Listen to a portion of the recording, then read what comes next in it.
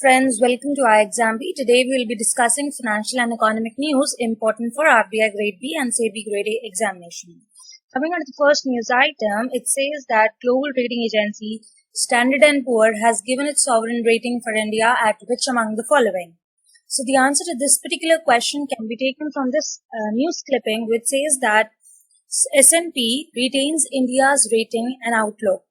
So S&P has affirmed India's rating at BBB minus and the outlook is stable, right? So this is in contrast to the Moody's recent downgrade of India's rating to Baa3 and the change of outlook from stable to negative. So the answer is BBB minus.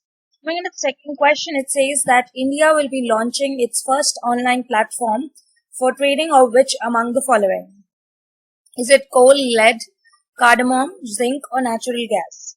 So it says that end of monopoly in coal and India to set up coal exchange. So the answer to this particular question is coal. We are already having lead, cardamom, zinc and natural gas trading online. But coal, there will be a coal exchange which actually will facilitate the online trading of coal.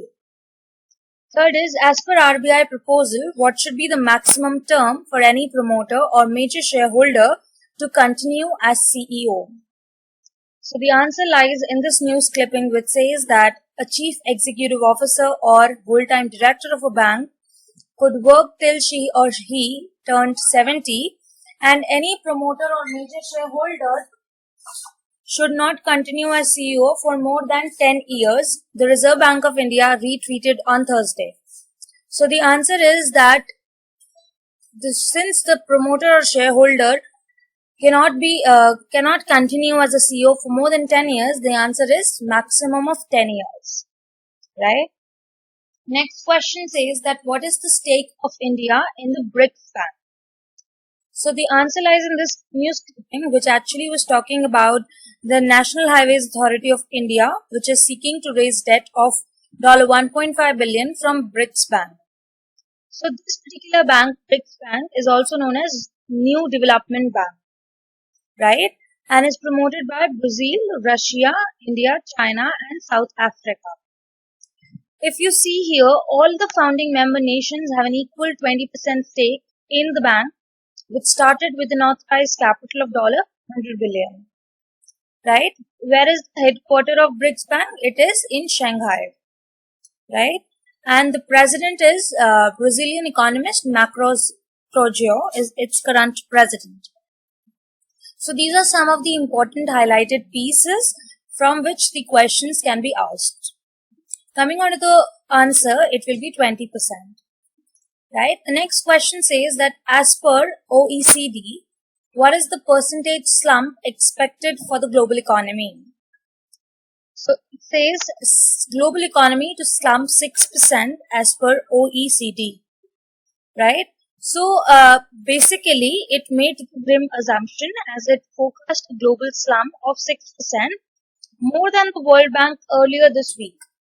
So in the previous news discussion, we have discussed that what is the World Bank forecast about the global economy.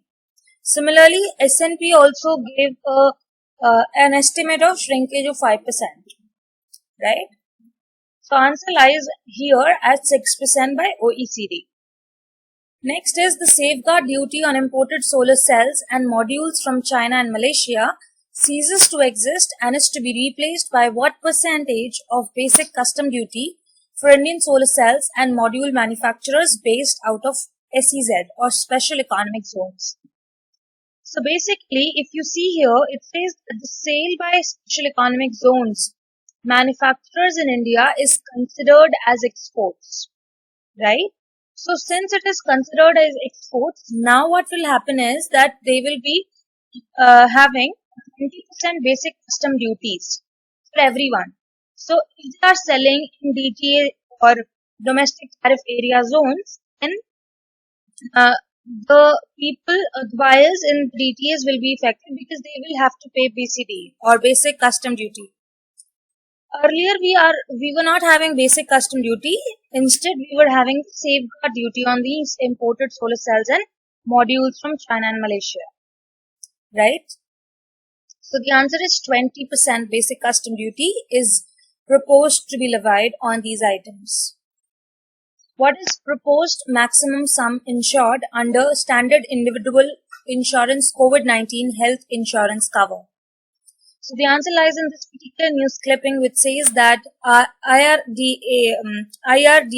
which is Insurance Regulatory and Development Authority of India, has mandated all general and health insurance companies to offer a standard individual COVID-19 health insurance cover from June 15.